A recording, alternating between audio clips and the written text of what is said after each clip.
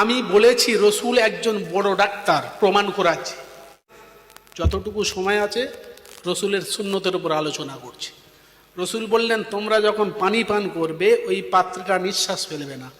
আমাদের মা বোনেরা যখন ভাত দেয়, ভাতটা যখন গরম হয় অনেকে ফুঁক দেয়, ফুঁক দেয় তো।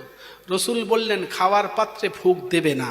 আজকের এই জিনিসটা শিখে বাড়ি যান, পানিতে নিঃশ্বাস ফেলবে না আর খাবার পাত্রে ফুঁক দেবে না। পৃথিবীর মানুষরা বলল, ওর অন্য ধর্মের বিলং যারা করে তারা বললেন পানিতে ফুঁক দিলে দোষের কি, আর খাওয়ার পাত্রে ফুঁক দিলে দোষের কি।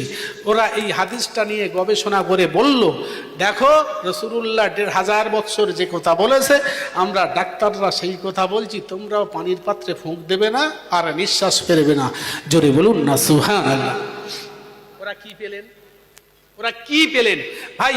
আমরা বাঁচার জন্য কি পাই? কি নিই বাঁচার জন্য? অক্সিজেন। আর যেটা ছাড়ি কার্বন ডাই অক্সাইড। খুব ভালো। বাঁচার জন্য যেটা নিই সেটা মুক্ত অক্সিজেন, আর যেটা ছাড়ি কার্বন ডাই অক্সাইড। ভাই এই কার্বন ডাই অক্সাইড হলো এক ধরনের বিষ। ডাক্তাররা বললেন কার্বন ডাই অক্সাইড হলো বিষ। পেট্রোল পাম্পে গিয়েছিলেন, পেট্রোল পাম্পে ছোট ছোট সিলিন্ডার থাকে, দেখবেন ওতে আছে কার্বন ডাই অক্সাইড। পেট্রোল পাম্পে যখন আগুন লেগে যাবে, ওরা ওই সিলিন্ডারগুলো রেখেছে, কার্বন ডাই অক্সাইড একটু স্প্রে করে দেবে, সঙ্গে সঙ্গে একদম ঠান্ডা।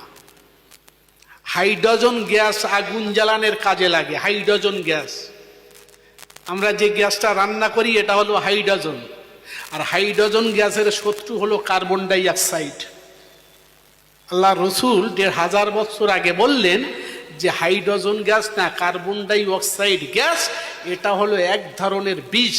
আপনি যদি খাবার পাত্রে নিঃশ্বাস ফেলেন, পানির পাত্রে নিঃশ্বাস ফেলেন, তাহলে এই বিষটা ওই পাত্রে লেগে যাবে, যেটা তোমার স্বাস্থ্যের পক্ষে অত্যন্ত ক্ষতিকারক। ওরা বললেন ১৫০০ বছর আগে রসুলুল্লাহ বলেছেন খাবার পাত্র বিষ, কার্বন ডাই অক্সাইড, তোমরা পানিতে নিঃশ্বাস ফেলবে না, খাবার পাত্রে নিঃশ্বাস ফেলবে না। আমরাও বলেছি ১৫০০ বছর আগে রসুলুল্লাহ যে কথা বলেছে তোমরাও পৃথিবীর মানুষ মেনে নাও। জোরে বলুন না সুবহানাল্লাহ। রসুল বললেন খাবার পরে ডান পাশ ফিরে শোবেন। এটা শুনেছেন তো? হ্যাঁ, বম্বের অডিটোরিয়ামের ডাক্তার কৃষ্ণনালাল নার্মা, এই কৃষ্ণনালাল নার্মা গবেষণা করছে রসুলের এই হাদিসটা নিয়ে। আরে খাওয়ার মধ্যে আমি খাবো ডান পাশ আর বাঁ পাশ, আমি আমার ইচ্ছা মতন শোবো। প্রিয় নবী কেন বললেন খাবার পরে ডান পাশ ফিরে শোবে? ওরা বলল রসুলের কথা মানা যাবে না।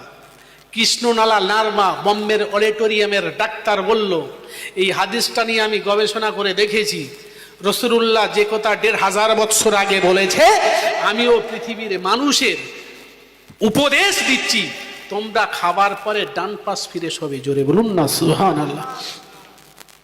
খালি রসুলুল্লাহ পৃথিবীর ১ নম্বর বৈজ্ঞানিক, মেডিসিনের ডাক্তার, ঠিক কিনা? কৃষ্ণনালাল শর্মা বলছেন খাবার পরে ডান পাশ ফিরে শোবে কেন? আমি মানুষের পাকস্থলী নিয়ে গবেষণা করেছি। মানুষের শরীরের ২ সাইডে ২টো নল বা ছিদ্র থাকে, একটা হলো পাইলোরিক আর একটা হলো কার্ডিয়াক।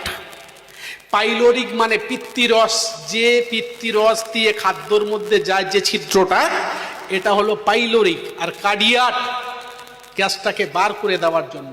তো পাইলোরিক ছিদ্রটা বাম দিকে রয়েছে। খাবার পরে কোনো মানুষ যদি ডান পাশ ফিরে শোয়, তাহলে পাইলোরিক ছিদ্র দিয়ে পিত্তিরস ওই আপনার পাকস্থলী যাবে, তার হজম শক্তিটা চতুর্গুণ বেড়ে যাবে। আর যদি বাম পাশ ফিরে শোয়, ওই ছিদ্রটা চাপ পড়ে, পিত্তিরস খাদ্যই যায় না, তার গ্যাসের অসুখ হয়, তার মারাত্মক অসুখ হয়। বম্বের অডিটোরিয়ামের ডাক্তার কৃষ্ণনালাল নার্মা বললেন পৃথিবীতে ডাক্তারি জীবনে ছোট্ট একটা হাদিস আমি গবেষণা করে যা পেয়েছি, আমার মতন ডাক্তার পৃথিবীবাসীদের বললাম, তোমরা রসুলের এই হাদিসটা মেনে নাও। জোরে বলুন না সুবহানাল্লাহ। আমি এতক্ষণ পরে মূল আয়াতে আসছি। আমি প্রথম থেকে বলেছিলাম, ওয়াইন তাতাওয়াল্লাউ ইয়াস্তাবদিল কওমান গায়রাকুম সুম্মা লা ইয়াকুনু আমসালাকুম। আপনাদের প্রশ্ন থাকতে পারে, পৃথিবীর বিজ্ঞানীরা তারা তো অন্য ধর্মের বিলং করে, আপনি যে কথাগুলো বলছেন তারা যদি এই গবেষণা করে বের করে, তাহলে আমাদের মৌলবি হাফেজ মাওলানা কারি এরা কেন বের করে না? এ প্রশ্ন আসতে পারে না? আল্লাহর কোরআন তার উত্তর দিয়েছেন, বললেন আমি তোমরা যদি কোরআন থেকে মুখ ফিরিয়ে নাও, তোমরা যে ওয়াইন তাতাওয়াল্লাউ ইয়াস্তাবদিল, তোমরা যদি কোরআন থেকে মুখ ফিরিয়ে নাও, তোমাদের পরিবর্তে অন্য জাতিকে আমি প্রতিষ্ঠিত করব, তারপরেও তারা তোমাদের মতন হবে না। জোরে বলুন না সুবহানাল্লাহ। মুখে হাত দিয়ে বলুন, কোরআন থেকে আমরা মুখ ফিরিয়ে নিয়েছি কিনা?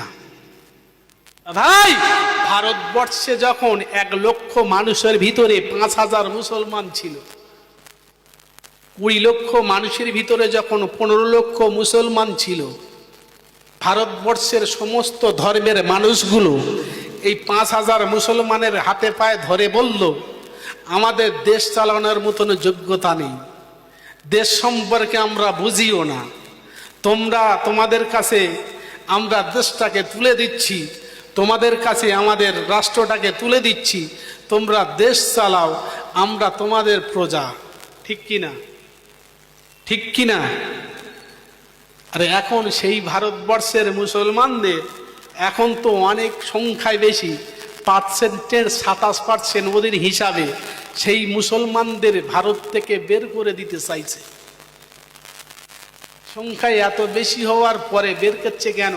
ওই একটা আয়াত আল্লাহ বললেন, কোরআন থেকে যখন তোমরা মুখ ফিরিয়ে নেবে, তোমাদের পরিবর্তে আমি অন্য জাতিকে প্রতিষ্ঠিত করব, নরেন্দ্র মোদীকে। তোমাদের পরিবর্তে আমি মমতাকে রাখবো, তোমাদের পরিবর্তে আমি মোটা ভাইকে রাখবো। ঠিক না? তোমরা কোরআন থেকে মুখ ফিরিয়ে নিয়ে এসো। সম্মানিত ভাইরা, ভুল আমায় বুঝবেন না। রাসূলুল্লাহ বললেন তোমরা মুশরিকদের অনুসরণ করো না, মুশরিকদের বিরুদ্ধচরণ করো। তোমাদের গোপটা ছোট রাখবে আর দাড়িটা লম্বা রাখবে। রাসূল বলেছেন। সেদিন একজন বলছিলেন যে দাড়ি রাখবো কেন? দাড়ি রাখবো কেন? এটা কি রাসূলের সুন্নত? একদম পরিষ্কার ফেসবুকে বলছে।